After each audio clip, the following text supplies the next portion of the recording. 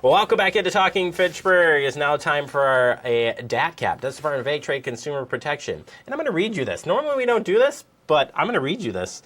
Imagine getting a message from a friend asking if you want to support a local cause, or receiving an official-looking notice from a financial institute about a compromised account, or simply making an online purchase from a trusted business. What do these situations have in common, Michael?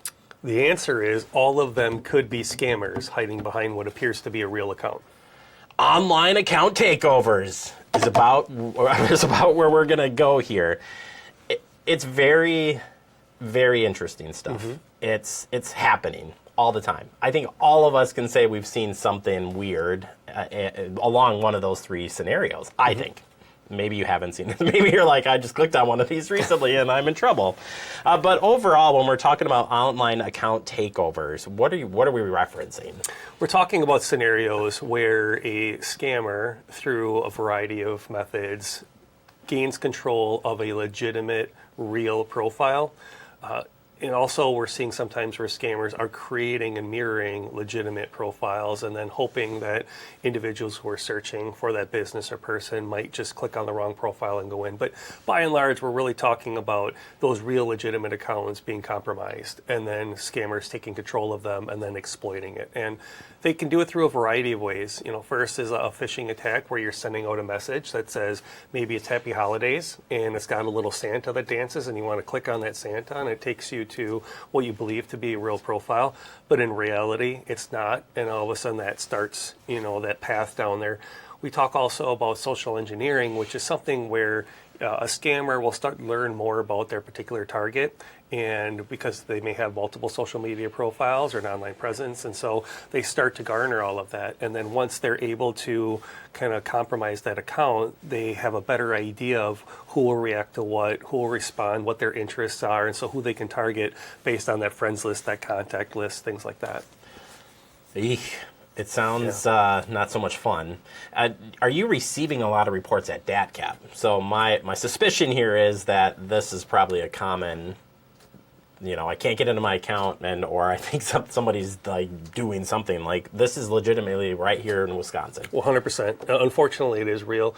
This has been for quite some time our number one identity theft complaint, where individuals have had their identity compromised and then through doing so, those bad actors are taking over their social media accounts, most notably Facebook. So after gaining, I guess it really jumps to the access that they're in there and what they can get from these accounts. It's pretty scary. So I automatically are like, well, they're going to get personal information. But if it is a financial one that they got into, right.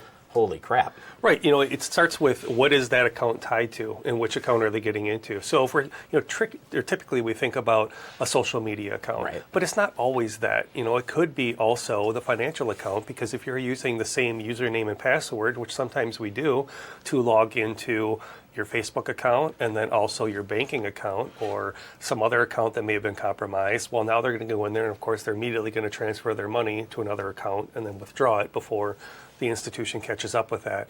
Another one is they're actually going to try and blackmail the owner. And so they'll reach out. It's crazy. It is crazy, but it makes sense because so much is done through some of these social media accounts, most notably business accounts. So if you have a small business and you create your social media and your only marketing is done through Facebook and a scammer takes that over, that's a lot of value because you've built up that following. Everybody knows that's the real name. They want to go there. And so there's value to that profile. And of course, then they'll try and blackmail them to say, hey, we want to get that account back.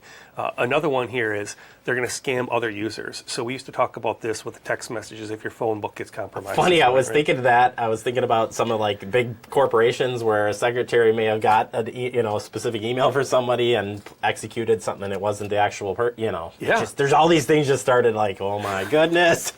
What's the unique about this one that we see happening, I think a little bit more, is it's not just that one-to-one relationship where I'm reaching out to your contacts and I'm saying, hey, Jeremy, would you like to buy this? And you're like, well, Michael, I've never known you to have, a trampoline. And so why would I buy that? Right. What we're seeing, though, is once they kind of compromise that real legitimate profile that's a member of other groups, then what they do is they start trying to make pitches for investment scams or sell things, whether it be in a marketplace or those groups. And where that's successful is because you, as a member of that group, realize, well, you can only be in this group by an invite. So somebody had to have known Michael to let him in. So this kind of must be legitimate. It has to, right. So you're more inclined to follow through on whatever that offer is because you think it is real and don't realize there's a bad actor behind it.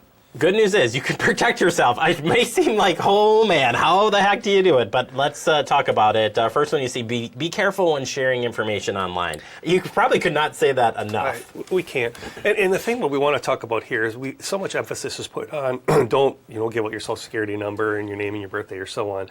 But it's really also about thinking about all the other details that might be useful to a scammer that you might post on your social media or put out there, such as like your pet's name or the school you attended or a family member. And that is because what we always emphasize is those are typically used for passwords, right? Or they're also security questions. A common security question is, what was your first pet's name? Who was your first grade teacher? But also scammers know that. And so then they'll also send out those surveys or those things. Or when you create your profile, there's kind of an exhaustive list of all the things you can identify about yourself. So when you put it out there, people can learn, well, once it's put out there, now those scammers can start using that. And maybe they get your username, but they don't know what your password is. So now they have all this other data to try and compromise that. My goodness. You say monitor financial accounts regularly. If you're not doing it, I mean, you'd be surprised, I would suspect. The one thing I'll say is I want to make sure I give some praise to the financial institutions. They know this is going on. They put in some really great security systems and some alerts. And sometimes, it goes so far where we make a purchase like it really is me and, your card's frozen, right? But that's okay. I understand people sometimes get upset, but recognize it's being done to your benefit. But however, don't get complacent and put all of your faith in, well, the bank will catch all of that for me, because they're not going to catch it all. So just take a little bit of time once in a while, check your statement. I mean, everything you hop online, you and I could do right now in a matter of 10 seconds, and just scroll through, make sure there aren't any transactions that don't make sense. We also want to say, look for those small transactions, because right now we look for, well, somebody's going to grab my card and make a $500 payment. Not necessarily.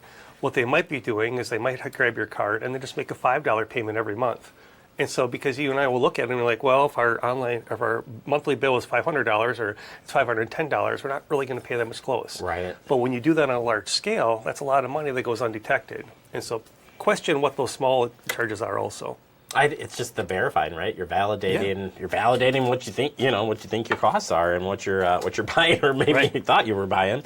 Last one, and I think this one I really spend a lot of time making sure to do this myself, is making sure these websites you're going to the legitimate website. But I love this: use bookmarks or your favorites to navigate the commonly used websites. That's pretty smart. If you got the right one. If you got the right one. It starts with making sure you do have the right one. It is. And so we're going to kind of go on the assumption that you're at the right one and it's something you go to often.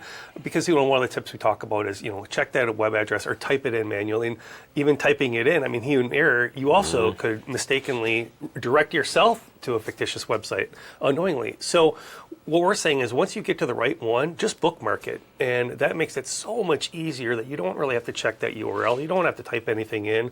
You're going to the right spot every time. If you think you are become or found out your account is taken over, just immediately, how could DATCP step in and help? So if you're like, oh man, something you just said here today, Michael, is happening to me right now, what do they need to do? First thing what I would do is I would call DATCP and I would say, hey, this is what happened, and give us an opportunity to walk you through all the things. Calling, unless it starts with. Second is if it's a financial transaction, immediately call your bank. Let them know, hey, I see something that doesn't look right. They can freeze your accounts and make sure that if it is compromised, they have all the steps in place to make sure they can stop the bleeding of that one. If it's a social media account, reach out and make sure that there are security features for each platform offers to help with that. And then what we do is then we'll also give you some steps and guidance as to how you can actively monitor that after that first kind of transaction or notification, so that you can make sure you're looking where you can, for instance, your credit report, right? We're going to advise that you check your credit report real quick and make sure that there wasn't an account opened or another one compromised, because usually it isn't just one thing that gets compromised. Usually once they get into one, they're going to figure out a way to get into two, and it doesn't mean everything is, but we want to make sure you know where to look to address all the problems. Yeah, it would take time, but don't panic. right? Okay. Like immediately just stop and call DATCP. That should be a new, maybe it's a new saying of 2026. Stop and call DATCP. Okay. Yeah, stop and call us. We'll walk you through it, but then we'll also guide you to the resources that offer even more steps and things you can do, and then you can kind of take those on your own when you have time. Michael, if people want to learn more about, we've talked about this, the website, great resources out there. You can learn about just about anything and stay up on some of these trends too that we talk about. You can. If you go to datcp.wi.gov and just click on consumer protection, that'll take you to our library of resources where we have fact sheets and guides and tips. We talk about things that we are today, the current trends that we're seeing, where you can come see us for a presentation. All those things can be valuable to really make sure that you're protected and understand what to look for. Also, we talked about giving us a call if there's something were to happen. You can call our hotline at 1-800-422-7128, and we're happy to walk you through what you need. We're happy that you're here and joining us again for 2026. Thank you so very much. Thanks, Jeremy.